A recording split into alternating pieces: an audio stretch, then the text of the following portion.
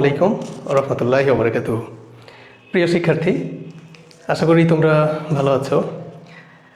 আজকে তোমাদের আমি নবম দশম শ্রেণীর রসায়ন বিজ্ঞান সাবজেক্টের 11 নম্বর অধ্যায় এবং অধ্যায়ের নাম আমি লিখে রেখেছি এই যে তোমার খনিজ সম্পদ ও জীবাশ্ম। এই যে খনিজ সম্পদ ও জীবাশ্ম, এই অধ্যায় নিয়ে আমি কিছু আলোচনা করব। ইনশাআল্লাহ চেষ্টা করব এই অধ্যায়ের খুঁটিনাটি বিষয়গুলো তোমাদের সামনে উপস্থাপন করার এবং তোমাদের পরীক্ষায় যে বিষয়গুলো খুবই গুরুত্বপূর্ণ সেই বিষয়গুলো সম্পর্কে একটু ধারণা দিব। তো আসো আমরা এই অধ্যায়ের মেন আলোচনায় চলে যাই। প্রথমত দেখো যে অধ্যায়টির নাম বলছে যে খনিজ সম্পদ জীবাশ্ম, যেটা বলছে।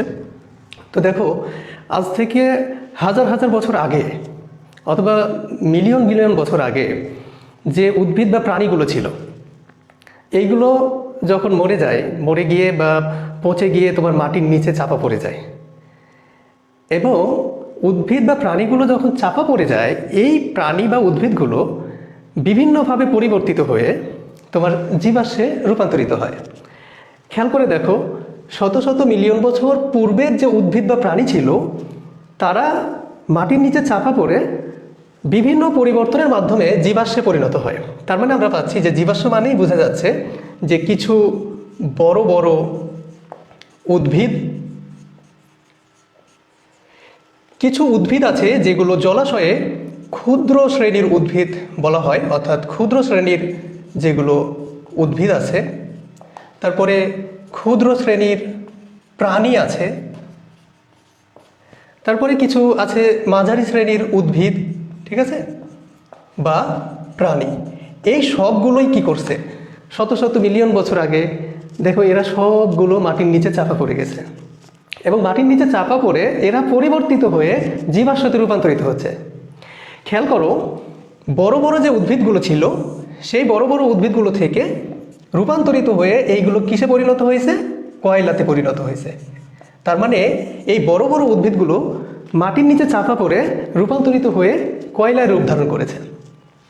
আরেকটি বিষয় হলো, জলাশয়ে যে বিদ্যমান বা পানিতে বসবাসকারী যে ক্ষুদ্র উদ্ভিদগুলো থাকে, তাদেরকে বলা হয় ফাইটোপ্লাঙ্কটন। মনে রাখবে, তোমাদের এই প্রশ্নটি অনেক সময় ছোট প্রশ্ন হিসেবেও আসতে পারে, বা তোমাদের এমসিকিউ আসে যে ফাইটোপ্লাঙ্কটন কি, ঠিক আছে? তাহলে ফাইটোপ্লাঙ্কটন কি হবে? পানিতে বসবাসকারী ক্ষুদ্র উদ্ভিদগুলোকেই কি বলা হয়? ফাইটোপ্লাঙ্কটন বলা হয়। ঠিক তেমনইভাবে ক্ষুদ্র প্রাণীগুলোকেই বলা হয় জুপ্ল্যাঙ্কটন। ওকে, এখন তুমি কি পেলে? দেখো যে বড় বড় উদ্ভিদগুলো পরিবর্তিত হয়ে কয়লায় রূপান্তরিত হয়েছে, আবার ক্ষুদ্র উদ্ভিদগুলোকে তুমি কি বলছো? ফাইটোপ্লাঙ্কটন বলছো, পানিতে বসবাসকারী ক্ষুদ্র উদ্ভিদগুলোকে। আর ক্ষুদ্র প্রাণীগুলোকে তুমি বলছো জুপ্ল্যাঙ্কটন। তার মানে এই ফাইটোপ্লাঙ্কটন, জুপ্ল্যাঙ্কটন, তারপরে তোমার মাঝারি উদ্ভিদ বা প্রাণী, এরা সবাই মিলে এরা তখন পরিবর্তিত হয়ে কিসে পরিণত হচ্ছে? পেট্রোলিয়ামে পরিণত হচ্ছে। পেট্রোলিয়াম। খেয়াল করো, তাহলে তুমি এখানে দুইটি ইনফরমেশন পেলে যে শত শত বছর পূর্বে এই যে উদ্ভিদ, বড় উদ্ভিদ, ক্ষুদ্র প্রাণী, মাঝারি উদ্ভিদ, মাঝারি ধরনের প্রাণী, সবাই যখন মাটির নিচে চাপা পড়ে পরিবর্তিত হয়ে যে জ্বালানি উৎপন্ন করছে, সেটাকে তুমি বলছো জীবাশ্ম জ্বালানি। এই জীবাশ্ম জ্বালানিগুলোর মধ্যে বড় বড় উদ্ভিদগুলো পরিবর্তিত হয়ে কিসে পরিণত হচ্ছে? কয়লায় পরিণত হচ্ছে। পানিতে বসবাসকারী ক্ষুদ্র উদ্ভিদগুলোকে ফাইটোপ্লাঙ্কটন, আর ক্ষুদ্র প্রাণীগুলোকে তুমি জুপ্ল্যাঙ্কটন বলছো।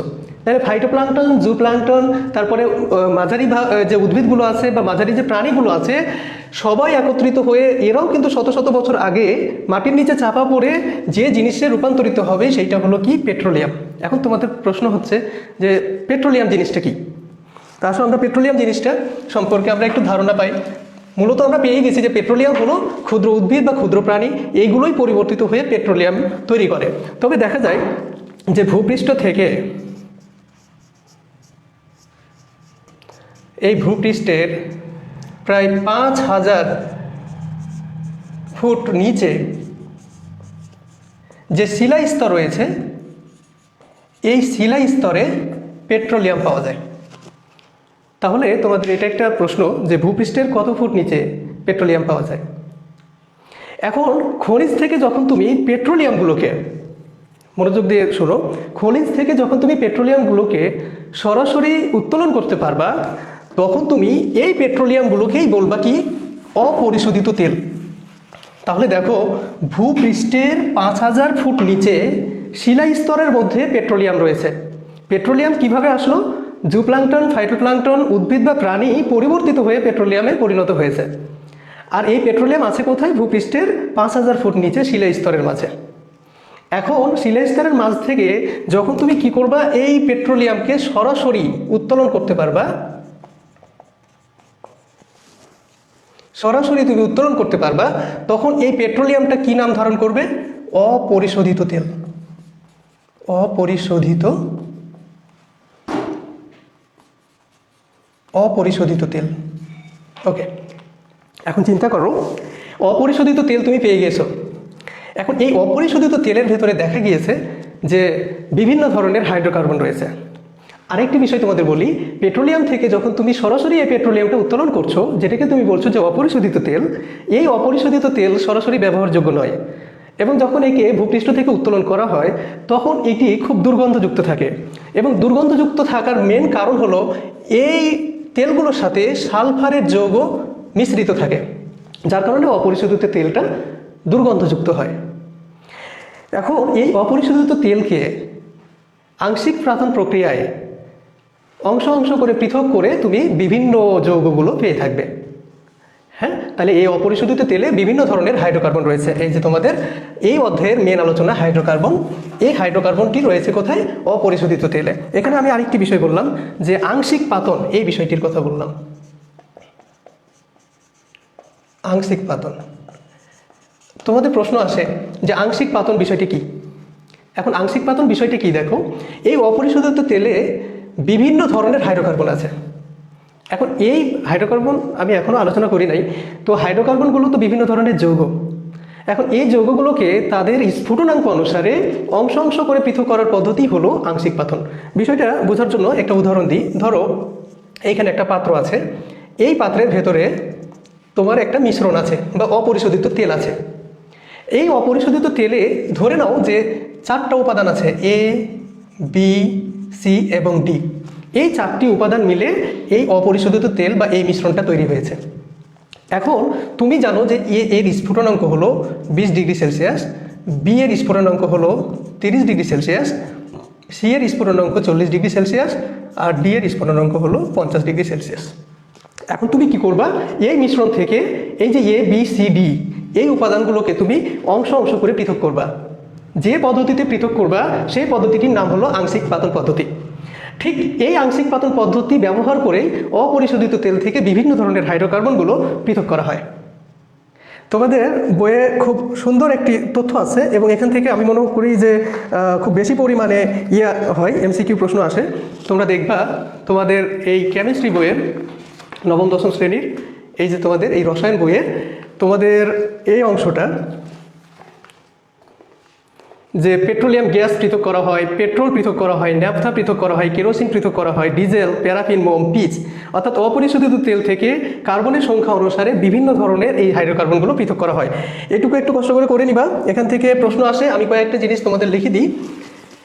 তো প্রথমত কি হয় যে তোমার অপরিশোধিত তেলকে তুমি যদি এই 0 থেকে 20 ডিগ্রি সেলসিয়াস তাপমাত্রায় ফুটাও, তাহলে কি হবে, এইখান থেকে হাইড্রোকার্বন বিষয়টা, হাইড্রোকার্বন আমি একটু পরে যাচ্ছি, এখান থেকে যেহেতু একটু বুঝিয়ে দিই যে হাইড্রোকার্বন হলো মূলত কার্বন এবং হাইড্রোজেনের যৌগ।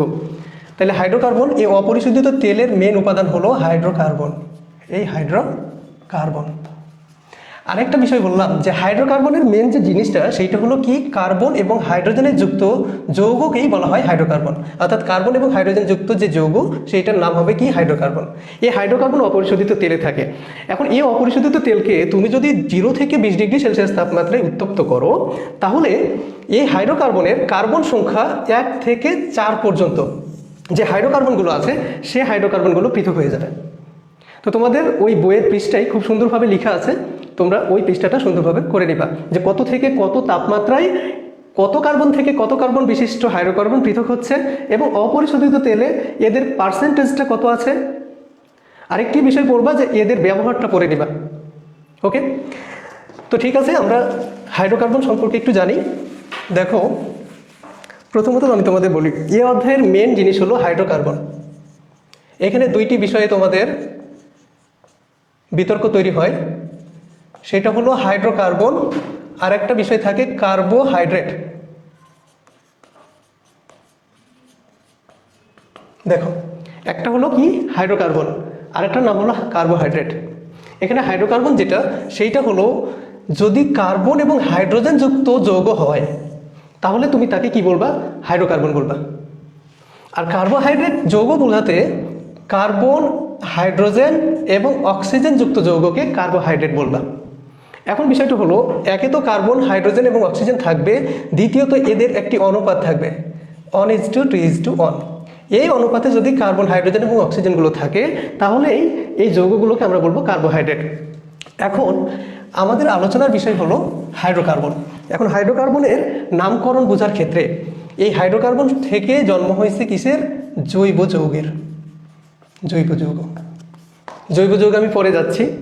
প্রথমত আমি তোমাদের বলি যে হাইড্রোকার্বনের এই যে কার্বনের সংখ্যার উপর ডিপেন্ড করেই কিন্তু হাইড্রোকার্বনের নামকরণ করা হয়। এখন কার্বনের সংখ্যা যদি 1 হয়, কার্বনের সংখ্যা যদি 1 হয় তাহলে তুমি তার নাম দিবা মিথ। যদি কার্বন সংখ্যা 2 হয় তাহলে তুমি তার নাম দিবা ইথ। যদি 3 হয় তাহলে তুমি তার নাম দিবা প্রোপ। যদি কার্বন সংখ্যা 4 হয় তাহলে তুমি তার নাম দিবা বিউট। যদি কার্বনের সংখ্যা 5 হয় তাহলে তুমি তার নাম দিবা পেন্ট। যদি কার্বন সংখ্যা 6 হয় তাহলে তুমি তার নাম দিবা হেক্স। যদি 7টি হয় তাহলে তুমি তার নাম দিবা অক্ট। যদি কার্বন সংখ্যা 8টি হয়, হেক্স, 7টি হলে হেপ্ট দিবা, হেপ্ট পয়েটয় যুক্ত। আর 8টি হলো অক্ট। কার্বন সংখ্যা যদি 9টি হয় তাহলে হবে নন, আর 10টি হলে হবে ডেক। এখন বিষয়টা হলো যে স্যার এইগুলো আমরা কি করব? এগুলো আমাদের মানে ব্যবহারটা কি আমি তোমাদের বলি। তার আগে একটু বলি যে কার্বন আছে না, এই কার্বনের হাত মনে রাখবা, কার্বনের হাত হলো 4টি। কার্বনের মোট হাত হলো কতটি? 4টি। তারপরে হাইড্রোজেনের হাত হলো 1টি, মনে রাখবে। অক্সিজেনের হাত 2টি, নাইট্রোজেনের হাত হলো 1টি। এইটুকু মনে রেখো। এখন এই হাত দিয়ে কি করে? কার্বন এই যে তার 4টি হাত, এবং কার্বনের ভেতরে একটি বিশেষ গুণ আছে, যে গুণের কারণে কার্বন কি করে, এই 4টি হাতে তাদের নিজেদের যে পরমাণুগুলো রয়েছে সেই পরমাণুগুলোর সাথে যুক্ত হতে পারে। বিষয়টি কেমন দেখো, যে এই যে কার্বনের কয়টি? 4টি হাত। এখন প্রত্যেকটি হাতের সাথে কার্বনেরই তো অসংখ্য পরমাণু আছে, এই পরমাণুগুলো কিন্তু সে কি করতে পারে? যোগ করতে পারে। যেমন এই কার্বনের এই হাতটির সাথে একটা কার্বন যুক্ত হয়ে গেল, আবার এই হাতটির সাথে আরেকটা কার্বন তুমি যুক্ত করতে পারো। এই হাতটির সাথে কার্বন না দিয়ে তুমি হাইড্রোজেন দিতে পারো, এটার সাথে হাইড্রোজেন দিতে পারো। আবার এই কার্বনের সাথে, এই কার্বনে দেখো একটি হাত দেখতে পাচ্ছ, তাহলে আরও 3টি হাত আছে, যেহেতু তুমি বলছো যে কার্বনের হাত হলো 4টি। তাহলে এই অবস্থায় কার্বনের হাত 2টি দেখা যাচ্ছে, এইদিকে আরও 2টি দিয়ে দাও, দিয়ে টোটাল হয়ে গেল 4টি। এইভাবে কার্বন পরমাণুসমূহ পরস্পরের সাথে যখন যুক্ত হচ্ছে, তাদের যে যুক্ত হওয়ার ক্ষমতা, সেই ক্ষমতাকে তুমি বলবা ক্যাটেনেশন ধর্ম। ক্যাটেনেশন ধর্ম। তাহলে তোমাদের ক নাম্বারের আরেকটি প্রশ্ন আসে যে ক্যাটেনেশন ধর্মটা কি জিনিস? ক্যাটেনেশন ধর্ম কি? যে কার্বনের অসংখ্য পরমাণু অথবা একই মৌলের অসংখ্য পরমাণু পরস্পরের সাথে যে ক্ষমতার বলে বা যে ধর্মের কারণে যুক্ত হয়, সেই ধর্মকে তুমি বলবা ক্যাটেনেশন ধর্ম। একমাত্র কার্বন পরমাণুর এই ক্যাটেনেশন ধর্মটা অধিক, যার কারণে এই কার্বন পরমাণু সমূহ দ্বারা যুক্ত বা তৈরিকৃত যে হাইড্রোকার্বন অথবা হাইড্রোকার্বন থেকে জৈব যৌগ তৈরি হবে, আমি চাচ্ছি জৈব যৌগে, এই জৈব যৌগের সংখ্যা অনেক বেশি, প্রায় 80 লক্ষের অধিক। অথচ পর্যায় সারণীতে তোমরা দেখেছো যে টোটাল 118টি মৌল রয়েছে। এখন 118টি মৌলের মধ্যে এই জৈব যৌগ শুধুমাত্র carbon, hydrogen, oxygen, nitrogen, sulphur, মাঝে মাঝে হ্যালোজেনের কিছু মৌলগুলো আছে, মাত্র এই কয়টি মৌল নিয়ে গঠিত যৌগ হয়। অথচ এই মাত্র কয়টা মৌল নিয়ে গঠিত যৌগের সংখ্যা হয় 80 লক্ষের অধিক। তো এটার একমাত্র কারণ হলো কি? এই ক্যাটেনেশন ধর্ম, কার্বনের শুধুমাত্র ক্যাটেনেশন ধর্ম। তো ওকে, এই ক্যাটেনেশন ধর্মের কারণে কার্বন নিজের সাথে নিজের যুক্ত হতে পারে। এবার আসো আমরা আর কয়েকটা জিনিস দেখি। তোমরা মনে রাখবা, যদি কোথাও দেখো যে কার্বনের সাথে কার্বন একক বন্ধন রয়েছে, কি বন্ধন? এই একক বন্ধন। তাহলে একক বন্ধন দুই ধরনের হয়, হয় কার্বনের সাথে কার্বনের একক বন্ধন হবে, আর না হলে কার্বনের সাথে হাইড্রোজেনের একক বন্ধন হবে। এক কথায় যদি একক বন্ধন হয় তাহলে তুমি এই একক বন্ধন সম্পূর্ণ যে যৌগগুলো তৈরি হবে এই যৌগগুলোকে তুমি বলবা অ্যালকেন। অ্যালকেন যৌগ। এবং এইটার আরেকটা বিষয় আছে যে যদি তুমি বুঝে যাও যে এটা অ্যালকেন যৌগ, তাহলে এই যৌগগুলো নামকরণের সময় এদের নামের শেষে তুমি এন লাগাবা। নামের শেষে কি লাগাবা? এন লাগাবা। এন যুক্ত করতে হবে। এই নামকরণের ওপর গুরুত্ব দেওয়া হচ্ছে এজন্য যে যদি তুমি নামকরণগুলো খুব ভালোভাবে বুঝে যাও, তাহলে এই অধ্যায়টির যে রিয়াকশানগুলো আছে, যে বিক্রিয়াগুলো আছে, সেই বিক্রিয়কগুলো বিক্রিয়ায় অংশগ্রহণ করে, অথবা বিক্রিয়া থেকে যে উৎপাদগুলো তুমি পাবে সেই উৎপাদগুলোর যৌগের নাম তোমাকে নতুনভাবে মুখস্থ করতে হবে না। তুমি দেখলেই বুঝতে পারবা যে এইখানে কোন যৌগটা ব্যবহার করা হয়েছে আর বিক্রিয়ার ফলে কোন যৌগটা তৈরি করা হয়েছে। তখন তোমার কাছে এই অধ্যায়ের বিক্রিয়াগুলো অনেকটা সহজ মনে হবে। তাহলে প্রথমত তুমি হিট করো কোথায়? নামকরণে। দেখো, অ্যালকেনের প্রথমে তোমাদের নামকরণ শিখাই। এবার তুমি চিন্তা করো যে কার্বনের সংখ্যা যখন তুমি একটা দিবা তখন তুমি নাম দিচ্ছ কি? মিথ। তোমাদের বলে রাখি, কার্বনের হাত হচ্ছে কয়টা? 4টা। এই যে 4টা। তাহলে কার্বন সংখ্যা যখন আমি একটা দিয়েছি, এই একটা কার্বনের কয়টি হাত আছে? 4টি হাত আছে। এবং শর্ত হলো এই 4টি হাতে 4টা হাইড্রোজেন থাকবে। অর্থাৎ এই ফাঁকা হাতগুলোতে শুধুমাত্র কে এসে যুক্ত হবে? এই হাইড্রোজেন এসে যুক্ত হবে। তাহলে এখানে যখন আমি হাইড্রোজেন শুধু যুক্ত করে দিব, তখন দেখো এই কার্বনের সংখ্যা 1, এই জন্য তুমি নাম দিবা কি? মিথ। তার সাথে যেহেতু কার্বন একক বন্ধন, এখানে কার্বন নেই, মানে আরেকটি কার্বন নেই, কিন্তু কার্বনের সাথে হাইড্রোজেনের একক বন্ধন আছে। দেখো এখানে একটা একক বন্ধন, এটা একটা। কয়টা একক বন্ধন আছে সেটা মুখ্য নয়, একক বন্ধন থাকলেই হবে। তখন তুমি নাম কি বলবা? এর সাথে এন যুক্ত করে দিবা, এন। তাহলে একসাথে মিথ যোগ এন সমান কি হবে? মিথেন হবে। এই যে মিথেন। ওকে, তাহলে যখন তুমি মিথেন যৌগের নামকরণ করতে পারবে, তখন আমার বিশ্বাস যে তুমি এখানে 2 থেকে 10 পর্যন্ত সকল যৌগের নামকরণ তুমি করতে পারবে। তুমি দেখো, তুমি এখানে এই যে বিউট দিয়ে দেখো, এই যে এটা দিয়ে, অর্থাৎ কার্বন সংখ্যা তুমি 4টা নাও, 1 2 3 4 কার্বন বিশিষ্ট তুমি হাইড্রোকার্বন এর নামকরণ করতে চাচ্ছ। তাহলে দেখো এই কার্বনের একটি মাত্র হাত তুমি দেখতে পাচ্ছ, কিন্তু তুমি অলরেডি জানো যে কার্বনের টোটাল হলো কয়টি হাত? 4টি হাত। একটা হাত দেখতে পাচ্ছ, তাহলে আরও 3টি হাত লুকিয়ে আছে। তাহলে এই দিকে বের করো হাত 3টিকে, এই যে বের করে দিলাম। তারপরে এই কার্বনের দিকে লক্ষ্য রাখো। এই কার্বনের দিকে লক্ষ্য রাখলে দেখবা যে এই কার্বনের 2টি হাত তুমি দেখতে পাচ্ছ, এই যে এই দিকে একটা হাত আর এই দিকে একটা হাত। তার মানে আরও 2টি হাত লুকিয়ে আছে। এখন এই হাত দুটি তুমি আগে বের করে নাও। অনুরূপভাবে এখানেও 2টি কার্বনের হাত লুকিয়ে আছে। এখানে একটি দেখতে পাচ্ছ এই কার্বনের জন্য, আরও 3টি আছে, 1 2 3। এবং শর্ত হলো যে এই ফাঁকা হাতগুলোতে কারে দিবা? তুমি হাইড্রোজেনকে দিবা। এই যে হাইড্রোজেন। যখন তুমি হাইড্রোজেনকে দিয়ে দিবা, তখন দেখো এখানে কার্বনের সংখ্যা কত? 1 2 3 4। তাহলে 4টা কার্বন থাকলে তোমার কি নাম হয়? বিউট হয়। এই যে বিউট। 4টা কার্বন থাকলে বিউট হয়। আর তুমি অলরেডি জানো যে এখানে বিউট এবং কার্বন একক বন্ধন আছে, এই জন্য তার নামের শেষে কি লাগাবা? এন লাগাবা। তখন বিউট যোগ এন একসাথে কি হবে? বিউটেন হবে। এই তো, এইভাবে তুমি অ্যালকেনের যে নামকরণগুলো আছে সেই নামকরণগুলো তুমি করতে পারবা। এখন তুমি কি করবা? অ্যালকেনের ক্ষেত্রে তুমি একটা জিনিস মনে রাখবা। আচ্ছা, এই অ্যালকেনের যে একক বন্ধন আছে, এই যে একক বন্ধন, আচ্ছা যেহেতু তোমাদের বন্ধন অনুসারে আমি করাচ্ছি, যদি দেখো যে একক বন্ধন, তাইলে তুমি কি বলছো? যে অ্যালকেন। এরপরে যদি দেখো যে কার্বন দ্বিবন্ধন আছে, কোথাও যদি দেখো যে কার্বন অ্যাটলিস্ট কি বন্ধন আছে? দ্বিবন্ধন। এই যে কার্বন দ্বিবন্ধন। তখন তুমি কি করবা?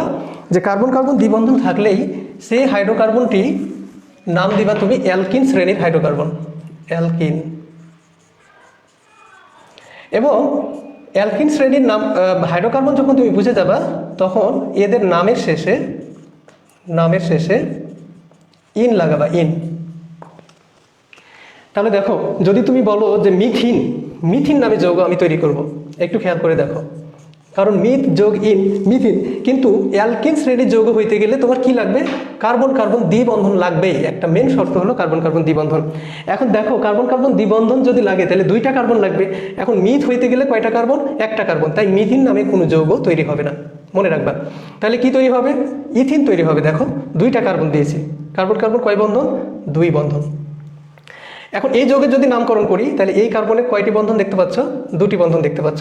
তাহলে আরও 2টি বন্ধন লুকিয়ে আছে, একটা বন্ধন এইদিকে দিবা, একটা বন্ধন এইদিকে দিবা, ঠিক আছে? আবার এইদিকে দিয়ে দাও। এখন ফাঁকা যে হাতগুলো আছে, এই ফাঁকা হাতে কে বসবে? হাইড্রোজেন বসবে। হাইড্রোজেন বসিয়ে দাও। তাহলে এই যৌগটির নাম হবে ইথ যোগ ইন, কারণ এই যে অ্যাটলিস্ট একটা দ্বিবন্ধন আছে। আর যদি কোনো কোথাও দেখো যে দ্বিবন্ধনের উপস্থিতি রয়েছে, তাহলেই বুঝবা যে এইটা হলো অ্যালকিন শ্রেণীর যৌগ। আর অ্যালকিন শ্রেণীর যৌগ হলে নামের শেষে ইন যুক্ত করে দিবা, তাহলে এটার নাম কি হয়ে যাবে? ইথিন হয়ে যাবে, ইথিন। ওকে, এইভাবে তুমি অ্যালকিন শ্রেণীর সবগুলো দেখো।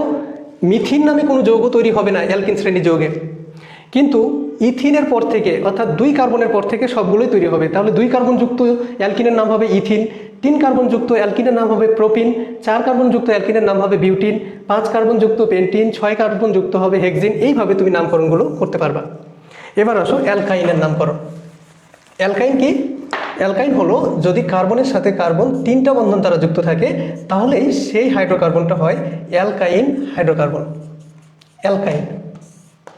এখন অ্যালকাইনের ক্ষেত্রে তুমি কি করবা? নামের শেষে আইন যুক্ত করবা, নামের শেষে আইন লাগাবা, আইন। ঠিক ওইভাবেই দেখো, যদি তুমি মিথ নাও মানে একটা কার্বন নাও এবং তার সাথে আইন যুক্ত করো, তাহলে একসাথে কি হয়? মিথাইন হয়। এখন মিথাইন যৌগটা তৈরি হবে কিনা একটু খেয়াল করে দেখো। যেমনটা অ্যালকিন ছিল, যে অ্যালকিনে অ্যাটলিস্ট একটা কার্বন কার্বন দ্বিবন্ধনের উপস্থিতি থাকবে, ঠিক তেমনই অ্যালকাইনেও কমপক্ষে একটা কার্বন কার্বন 3 বন্ধনের উপস্থিতি থাকবে। যখন তুমি কার্বন কার্বন ত্রিবন্ধন দেখতে যাবা, তো মিথ মানে তো একটি কার্বন, সো এখানে মিথাইন নামে কোনো যৌগ তৈরি হবে না। বাকিগুলো তুমি ওই অ্যালকিনে যেভাবে নামকরণ করলা ঠিক সেইভাবে নামকরণ করবা। যেমন দেখো, আমি যদি 4 কার্বন বিশিষ্ট করি, তাহলে একটা কার্বন, 2টা, 3টা, 4টা।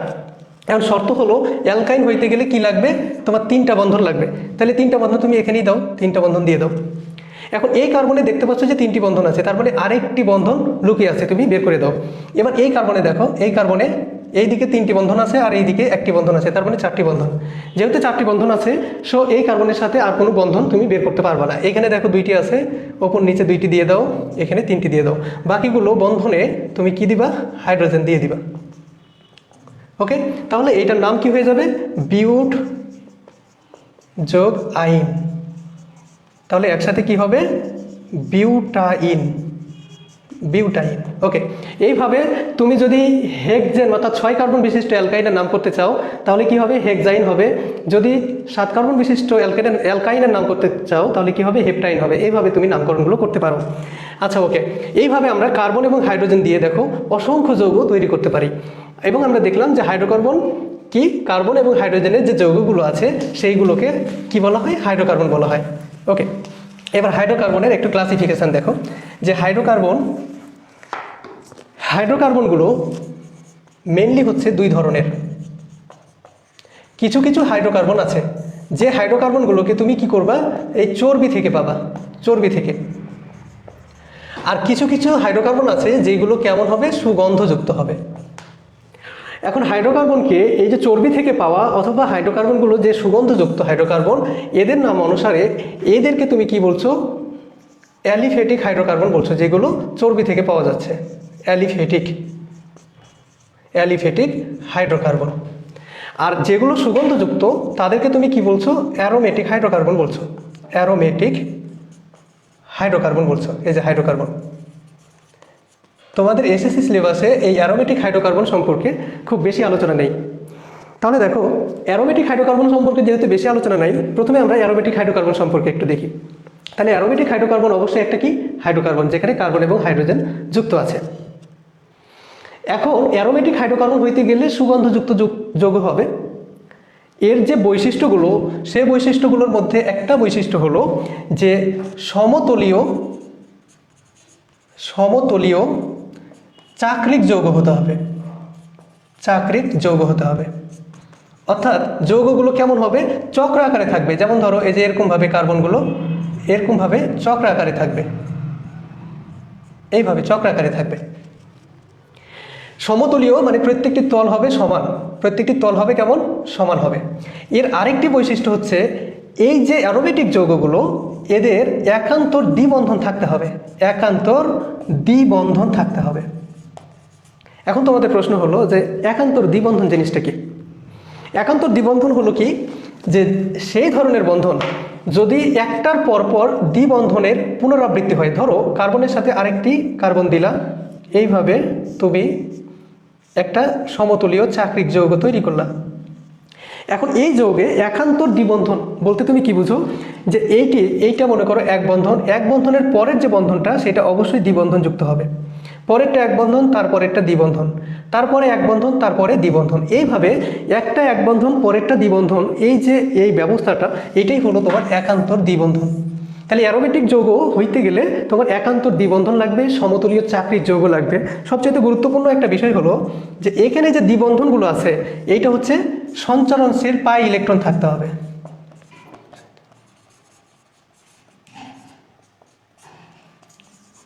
পাই ইলেকট্রন থাকবে। অর্থাৎ এইখানে যে দ্বিবন্ধনটি আছে এই বন্ধন আমরা আরেকটু বলে রাখি, তোমরা একটু বোঝার সুবিধার্থে মনোযোগ দাও। এই বন্ধন হচ্ছে দুই ধরনের। কয় ধরনের? দুই ধরনের। একটা বন্ধনের নাম হলো সিগমা বন্ধন, সিগমা বন্ধন। আরেকটি বন্ধনের নাম হলো পাই বন্ধন, পাই বন্ধন। একটা বিষয় মনে রাখবা, এই সিগমা বন্ধন হলো অত্যন্ত শক্তিশালী বন্ধন, শক্তিশালী বন্ধন। আর পাই বন্ধন হলো দুর্বল বন্ধন, দুর্বল বন্ধন। এখন পাই বন্ধন কেন দুর্বল এই ব্যাপারে বিস্তারিত তোমরা পরবর্তী ক্লাসে শিখবে। সিগমা বন্ধনের কথা বলি। আসলে এই সিগমা বন্ধন হয় কি, যে কার্বন কার্বন একক যে বন্ধনটা এটাই হলো তোমার সিগমা বন্ধন। এবং এই বন্ধনটা যে তৈরি হয় তার আগে একটি কথা বলি যে এই একটা বন্ধন তৈরি হতে মোটে 2টি ইলেকট্রন লাগে। যখন এই 2টি ইলেকট্রন মুখোমুখি অতিক্রমণ ঘটবে, অর্থাৎ সামনাসামনি যখন এদের ওভারল্যাপিং হবে, তখনই শুধুমাত্র এই যে বন্ধনটা এটা তৈরি হবে, একক বন্ধন, যেটা নাম হলো সিগমা বন্ধন। এখন সামনাসামনি যেহেতু অতিক্রমণ ঘটছে বা সামনাসামনি বন্ধনটা তৈরি হচ্ছে, এই জন্য এই বন্ধনটা হবে শক্তিশালী বন্ধন। কিন্তু যখনই কার্বনের সাথে কার্বনের দ্বিবন্ধন থাকবে তখন একটা বন্ধন হবে তোমার সিগমা। তার মানে নিচেরটা তুমি যদি সিগমা বলো তাহলে ওপরেরটা হবে পাই বন্ধন। এবং এই পাই বন্ধনটা পাশাপাশি অধিক্রমণের মাধ্যমেই তৈরি হয়েছে। এখন পাশাপাশি অধিক্রমণের মাধ্যমে তৈরি হওয়ার কারণে এই বন্ধনটা হয় কি, দুর্বল বন্ধন হয়। ওকে, এই জন্য এই যে অ্যারোমেটিক যৌগগুলোতে এই যে পাই বন্ধন, যেখানে দ্বিবন্ধন আছে, এই পাই বন্ধনটা কি হয়, চলতেই থাকে, অর্থাৎ সঞ্চারণশীল থাকে। যদি সঞ্চারণশীল থাকে তাহলে তুমি কি বলবা, এইটা হলো অ্যারোমেটিক যৌগ। এবং আরেকটি তথ্য আছে যে যদি যৌগে 4n+2 সংখ্যক হাকেল ইলেকট্রন থাকে তাহলে সেই যৌগগুলোকে তুমি অ্যারোমেটিক বলবা। তুমি এই 3টি বৈশিষ্ট্য লিখে তোমাকে যদি বলা হয় যে বেনজিন একটি অ্যারোমেটিক যৌগ ব্যাখ্যা করো, এই যে বেনজিন একটি অ্যারোমেটিক যৌগ, এই প্রশ্নটা যদি তোমাকে বলে যে কেন অ্যারোমেটিক যৌগ ব্যাখ্যা করো, তাহলে তুমি এই অ্যারোমেটিক যৌগের এই 3টি শর্ত আগে লিখবা। যে অ্যারোমেটিক যৌগ হইতে গেলে কি হইতে হবে, যে সমতলীয় চাকরিক যৌগ হতে হবে। এখানে কার্বনের সাথে কার্বনের একান্তর দ্বিবন্ধন থাকতে হবে এবং এখানে কি থাকবে, সঞ্চারণশীল ইলেকট্রন থাকবে। তাহলে বেনজিনের ভেতরে যেহেতু একান্তর দ্বিবন্ধন বিদ্যমান এবং বেনজিনে কার্বন কার্বন সমতলীয় একটা যৌগ, চাকরিক যৌগ যেহেতু বেনজিন, তাই আমরা বেনজিনকে কি বলবো, অ্যারোমেটিক হাইড্রোকার্বন বলবো। ওকে, তো যাই হোক, অ্যারোমেটিক হাইড্রোকার্বন সম্পর্কে বললাম। এবার আসো অ্যালিফেটিক হাইড্রোকার্বন সম্পর্কে কিছু কথা বলি।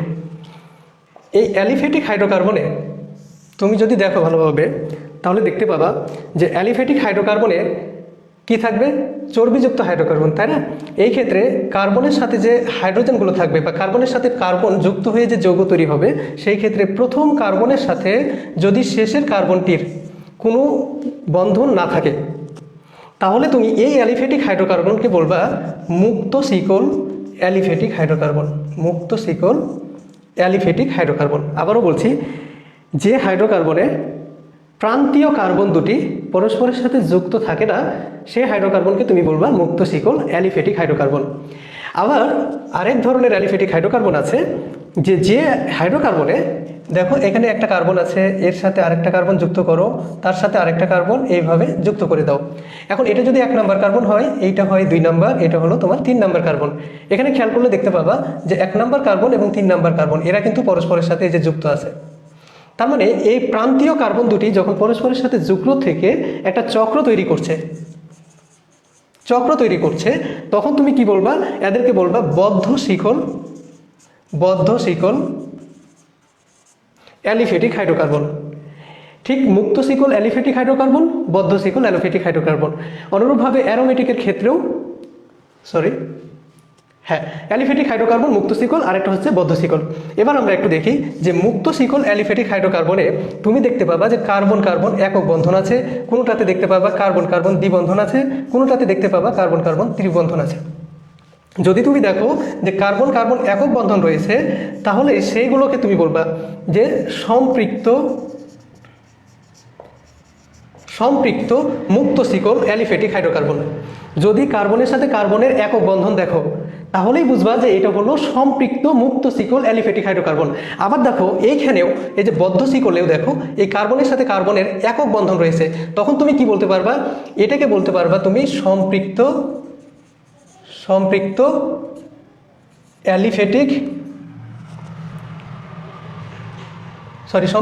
বদ্ধ শিকল অ্যালিফ্যাটিক হাইড্রোকার্বন।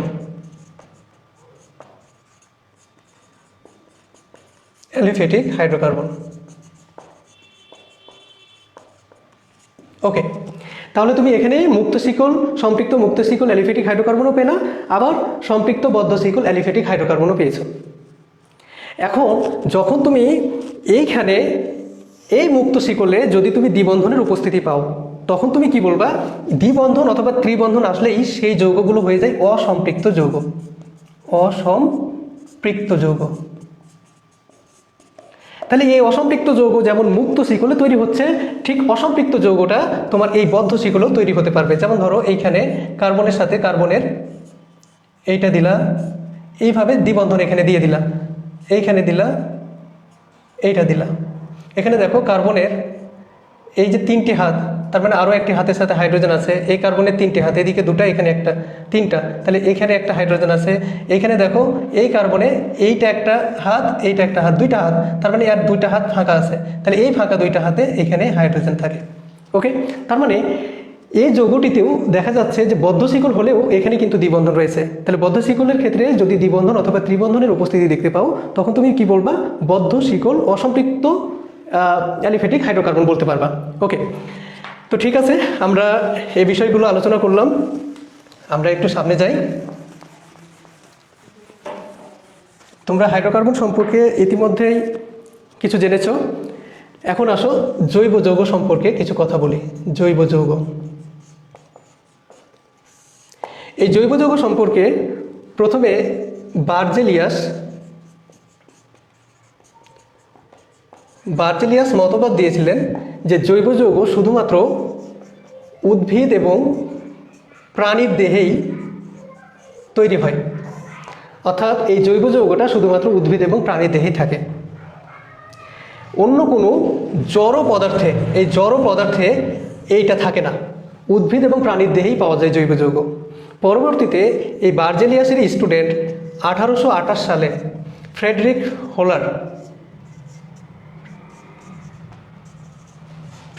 হোলার তিনি বলেন যে তিনি পরীক্ষাগারে অ্যামোনিয়াম সায়ানেট নামক একটা যৌগ নিয়ে পরীক্ষা করছিলেন, এবং অ্যামোনিয়াম সায়ানেটকে তিনি যখন উত্তপ্ত করলেন, তখন এইখান থেকে ইউরিয়া নামে একটা জৈব যৌগ তিনি আবিষ্কার করেছিলেন। এবং ফ্রেডরিক হোলারের হাত ধরেই পরীক্ষাগারে প্রথম জৈব যৌগ এর ব্যবহার পাওয়া যায় পরীক্ষাগারে। তাহলে জৈব যৌগ জিনিসটা কি তোমরা ইতিমধ্যে জেনেছো যে কার্বন এবং হাইড্রোজেনের যৌগকে হাইড্রোকার্বন বলা হয়।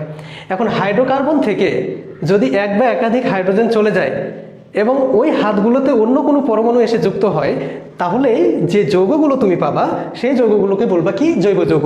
যেমনটা হলো, দেখো ধরে নাও যে এইটা হলো ইথেন, যেহেতু দুইটি কার্বন আছে এবং কার্বনের সাথে হাইড্রোজেন আছে এবং একক বন্ধন হওয়ার কারণে এর নামের শেষে ইথের সাথে এন যুক্ত হয়েছে, তাই এটার নাম হলো ইথেন। এখন ইথেনের ক্ষেত্রে দেখো এখানকার যে হাইড্রোজেনটা আছে এই হাইড্রোজেনকে সরিয়ে যদি এখানে ক্লোরিন চলে আসে, তখন যে নতুন যৌগ তৈরি হয়, এই যে নতুন যৌগ ইথেন থেকে যে নতুন যৌগ তৈরি হয় সেটাকে তুমি কি বলছো? এটাকেই বলছো হাইড্রোকার্বনের জাতক। হাইড্রোকার্বনের জাতক। এই হাইড্রোকার্বনের জাতকগুলোকেই বলা হয় জৈব যৌগ। তার মানে জৈব যৌগের সংজ্ঞা যদি তুমি বলতে চাও তাহলে বলবা কার্বন এবং হাইড্রোজেন যুক্ত যৌগকে হাইড্রোকার্বন বলা হয়, এবং হাইড্রোকার্বন থেকে যে যৌগগুলো তৈরি হয় সেই যৌগকে তুমি কি বলবা? জৈব যৌগ বলবা।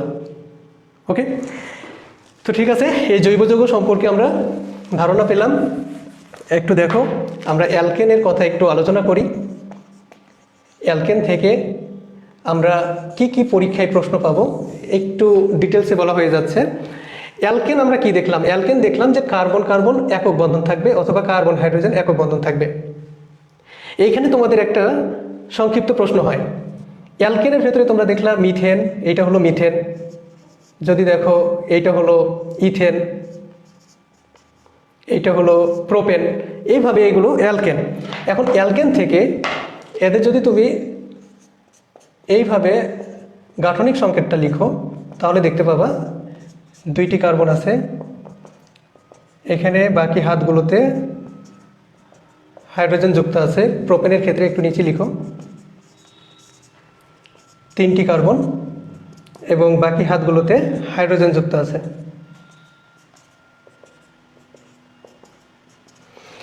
এখন এই অ্যালকেন থেকে অ্যালকাইল নামে একটা মূলক তৈরি হয়। অ্যালকাইল, অ্যালকাইল মূলক। তোমাদের পরীক্ষায় প্রশ্ন আসে যে অ্যালকাইল মূলক কাকে বলে। এখন অ্যালকেন থেকে, এখন অ্যালকেনের নাম তুমি এটা বলছো মিথেন, এটার নাম হলো ইথেন, এটা হলো প্রোপেন। অ্যালকেন থেকে যদি একটি হাইড্রোজেন চলে যায়, এই যে একটা হাইড্রোজেন চলে যায়, অর্থাৎ এখান থেকে যদি একটা হাইড্রোজেন চলে যায় তাহলে এই হাতটা ফাঁকা হয়ে যাবে। তখন এই কার্বনের সাথে তিনটি হাইড্রোজেন থাকবে, এই যে কার্বনের সাথে তিনটা হাইড্রোজেন থাকবে আর একটা হাত ফাঁকা হয়ে যাবে। তখন অ্যালকেন থেকে একটি হাইড্রোজেন চলে গেলে যে মূলকটি তৈরি হয় তাকেই বলা হয় অ্যালকাইল মূলক। এবং অ্যালকাইল মূলকের ক্ষেত্রে নামের শেষে তুমি আইল লাগাবা, নামের শেষে আইল যুক্ত করবা, আইল, আইল লাগাবা। তাহলে দেখো মিথেন থেকে যখন একটি হাইড্রোজেন চলে যাবে তখন যে যৌগটা, যে মূলকটা তুমি পাবা সেটার নাম হবে কি? মিথাইল। এইটা হলো মিথাইল মূলক। আবার তুমি দেখো ইথেন থেকে যদি তুমি দুইটা হাইড্রোজেন সরিয়ে দাও, তার মানে এখান থেকে একটা হাইড্রোজেন সরাও, এই প্রান্ত থেকে আরেকটা হাইড্রোজেন সরাও, তাহলে প্রথম কার্বনের সাথে দুটি হাইড্রোজেন পাবা আর একটা হাত এদিকে ফাঁকা থাকবে। অনুরূপভাবে দ্বিতীয় কার্বনের সাথে দুটি হাইড্রোজেন আর একটা ফাঁকা থাকবে। সরি, একটা হাইড্রোজেন সরাচ্ছ, একটা হাইড্রোজেন, তাহলে এখানে তো হাইড্রোজেন তিনটাই থাকবে, এখানে দুইটা থাকবে। তখন ইথেন থেকে তুমি কি পাবা? ইথাইল পাবা, ইথাইল। যেহেতু ইথ মানে দুই আর নামের শেষে তুমি আইল লাগাচ্ছ। ওকে, অনুরূপভাবে তুমি প্রোপেন থেকে প্রোপাইল নামে একটা যৌগ তুমি পেয়ে যাবা। এইভাবে তুমি অ্যালকাইল মূলকের সংজ্ঞাও দিতে পারবা এবং অ্যালকাইল মূলক থেকে তুমি বিভিন্ন ধরনের নামকরণ করতে পারবা। কিভাবে দেখো, এই যে মিথাইল মূলকটা, এই যে CH3 দিয়ে এই যে ফাঁকা হাত আছে, এই হাতের সাথে যদি তোমার ক্লোরিন যুক্ত হয় তাহলে তুমি এটার নাম কি করবা? একে তো এটার নাম হলো মিথাইল, মিথাইল, আর যেহেতু ক্লোরিন যুক্ত আছে তাহলে তুমি এটার নাম দিবা কি? মিথাইল ক্লোরাইড, এই যে মিথাইল ক্লোরাইড। অথবা তুমি বলতে পারো ক্লোরিন যুক্ত থাকলে তুমি বলতে পারো ক্লোরোমিথেন, যেহেতু এটা মিথেন থেকে তৈরি হয়েছে মিথাইলটা। এবার যদি এখানে ব্রোমিন যুক্ত থাকে তাহলে তুমি বলবা মিথাইল ব্রোমাইড অথবা ব্রোমোমিথেন। এইভাবে তুমি এই অ্যালকাইল মূলক থেকে বিভিন্ন যৌগের নামকরণগুলো করতে পারবা। ওকে, তো অ্যালকাইল মূলকের সংজ্ঞা এবং অ্যালকাইল মূলক থেকে তোমার যে বিভিন্ন যৌগগুলো আছে, যেমন তোমাকে যদি বলে যে ক্লোরোইথেন, ক্লোরোইথেন তোমরা দেখতে পাবা ডাইব্রোমোইথেন, ডাইক্লোরোইথেন, তারপরে ডাইক্লোরোপ্রোপেন, এই যৌগগুলো তোমাদের বিভিন্ন বিক্রিয়ায় থাকবে। এখানে যদি বলে যে ক্লোরোইথেন এই যৌগটা, তাহলে দেখো ইথেন, ইথ মানে দুটি কার্বন, এই যে দুটি কার্বন। এখন তুমি জানো যে এদের তো হাত হচ্ছে চারটা, ব্যাস চারটা হাত দিয়ে দিবা আর একটা হাতে শুধুমাত্র ক্লোরিন লাগাবা, এই জন্য এটার নাম হয়েছে ক্লোরো। আর বাকি হাতগুলোতে হাইড্রোজেন দিয়ে দিবা, এই যে হাইড্রোজেন। ওকে, এইভাবে তুমি নামকরণগুলো করতে পারবা। এখন আরও কিছু নামকরণ দেখো।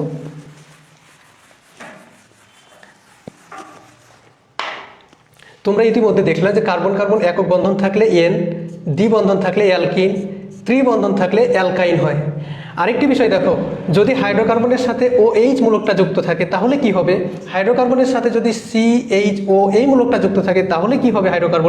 হাইড্রোকার্বনের সাথে যদি COOH এইটা যুক্ত থাকে তাহলে হাইড্রোকার্বনগুলো কিসে পরিণত হবে?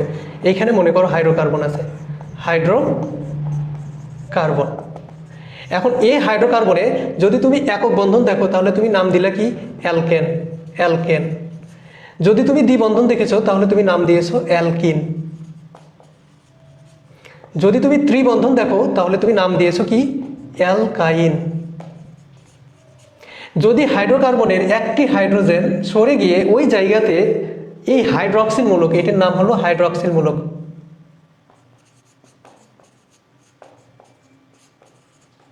হাইড্রক্সিল মূলক, এই হাইড্রক্সিল মূলক যদি যুক্ত হয় তাহলে এইটা হয়ে যাবে অ্যালকোহল। আবার হাইড্রোকার্বনের হাইড্রোজেন সরে গিয়ে যদি এই যে CHO এই মূলকটি যুক্ত হয় তাহলে সেটা হয়ে যাবে অ্যালডিহাইড। যদি COOH যুক্ত হয় তাহলে হয়ে যাবে অ্যাসিড মূলক, অ্যাসিড বা কার্বক্সিলিক মূলক। এটার নাম হলো কার্বক্সিলিক মূলক এবং এটা হলো তোমার জৈব অ্যাসিড বা ফ্যাটি অ্যাসিডের চিহ্ন আর কি। এই যখন হাইড্রোকার্বনের সাথে যুক্ত হবে তখন ওই হাইড্রোকার্বনটা ফ্যাটি অ্যাসিডে পরিণত হবে এবং এই মূলকটির নাম হলো কার্বক্সিলিক মূলক। এখন বিষয়টা হলো তোমরা এই তিনটির প্রতি একটু গুরুত্ব দিবা। যদি হাইড্রক্সিল মূলক যুক্ত থাকে তাহলে মনে রাখবা, যেমন অ্যালকাইল মূলকের ক্ষেত্রে নামের শেষে তুমি আইল যুক্ত করেছো, এই হাইড্রক্সিল মূলক যদি যুক্ত থাকে তাহলে নামের শেষে তুমি নল লাগাবা। নামের শেষে কি যুক্ত করবা? নল। যেমন তুমি দেখো, যদি এই যে মিথেন থেকে একটা হাইড্রোজেন চলে গেলে হাত ফাঁকা থাকে এবং এই ফাঁকা হাতে তোমার কি থাকবে? হাইড্রক্সিল মূলক যুক্ত থাকবে। যদি হাইড্রক্সিল মূলক যুক্ত থাকে তাহলে একে তো এটা মিথ, কারণ একটা কার্বন আছে, তার সাথে হাইড্রক্সিল মূলক যুক্ত আছে, এই জন্য তুমি নল লাগাচ্ছ। একসাথে তুমি এটার নাম কি হবে? মিথানল। অথবা তুমি বলতে পারবা যেহেতু এই যে CH3 এবং একটা হাত, এই মূলকটার নাম তুমি দিয়েছিলা কি? মিথাইল দিয়েছিলা। তখন তুমি বলতে পারবা মিথাইল আর OH দ্বারা বোঝাচ্ছে এটা হলো অ্যালকোহল, তখন এটার নাম তুমি বলতে পারবা মিথাইল অ্যালকোহল।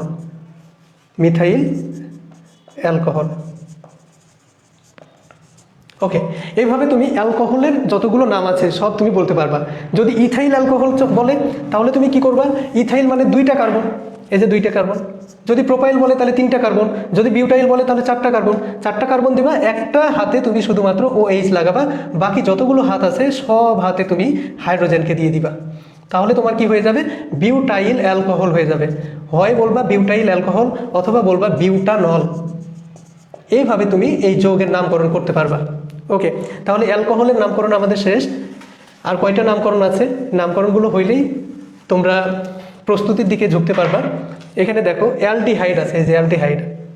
যদি হাইড্রোকার্বনের সাথে তুমি CHO এই মূলকটা যুক্ত দেখতে পাও তাহলে নামের শেষে ন্যাল যুক্ত করবা। ন্যাল অথবা ন্যালডিহাইড লাগাবা, এইটা যুক্ত করবা। এখন এই অ্যালডিহাইড এবং কার্বক্সিলিক মূলক এই দুটার ক্ষেত্রে শর্ত হলো এরা যেখানে থাকবে সেখান থেকেই কার্বনের নামকরণ করতে হবে, কার্বনের নাম্বারিং করতে হবে। তার মানে ধরো CHO এই মূলকটা আছে, তার মানে তোমাকে এটা 1 নম্বর কার্বন দিতে হবে। এখন যেহেতু এটা 1 নম্বর কার্বন, আর 1 নম্বর কার্বন হয়ে গেলেই তোমার কি আছে? মিথ আছে, এই যে মিথ। এখন এই 1 নম্বর কার্বনের সাথে এখানে একটা হাত ফাঁকা আছে, এই ফাঁকা হাতে তুমি কি দিবা? হাইড্রোজেন যুক্ত করে দিবা। তখন হয়ে যাবে কি? মিথ যোগ ন্যাল। তার মানে এটার একসাথে নাম হবে কি? মিথানেল। অথবা বলতে পারবা মিথানেলডিহাইড। ওকে, এই মিথানেলডিহাইডকে তুমি কি বলতে পারো? ফর্মালডিহাইড বলতে পারো। ফর্মালডিহাইড এই নামেও তুমি ডাকতে পারো। ওকে, ঠিক তেমনই যদি তুমি ইথানল লিখো তার মানে CHO, এটা একটা কার্বন, এর সাথে তুমি আর একটা কার্বন দিবা, এটা হলো একটা কার্বন, এইটা হলো কার্বন নাম্বার 2। এখন এই কার্বনের হাতগুলো কিন্তু কমপ্লিট হয়ে আছে, বাট এই কার্বনের একটা হাত তুমি দেখতে পাচ্ছ, তাহলে বাকি থাকলো কয়টা? 3টা। এই 3টা হাতে তুমি হাইড্রোজেন দিয়ে দাও, তখন এটার নাম কি হয়ে যাবে? একটা কার্বন, 2টা কার্বন, তার মানে ইথ যোগ নেল, তার মানে হবে ইথানেল। অনুরূপভাবে যদি 3 কার্বন বিশিষ্ট হতো তাহলে বলতে প্রোপানল, যদি 4 কার্বন বিশিষ্ট হতো তাহলে বিউটানেল বা বিউটাইল অ্যালডিহাইড, যেভাবে পারবা নামকরণ করে নিবা। আচ্ছা ওকে, আর একটা নামকরণ আছে, সেটা হলো অ্যাসিডের নামকরণ। এখন অ্যাসিড নামকরণের ক্ষেত্রে দেখো, অ্যাসিড বা কার্বক্সিলিক অ্যাসিড,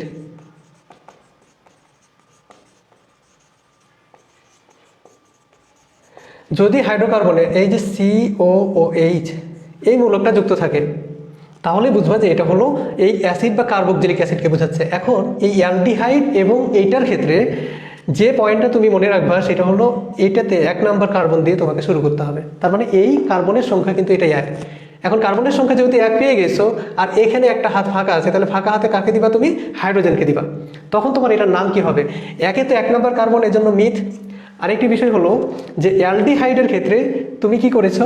নামের শেষে ন্যাল বা ন্যালডিহাইড লাগিয়েছো। এখন যদি আমি এটুকু মিশিয়ে দিই, থাকলো শুধু অ্যাসিড। এই অ্যাসিডের ক্ষেত্রে তুমি কি করবা?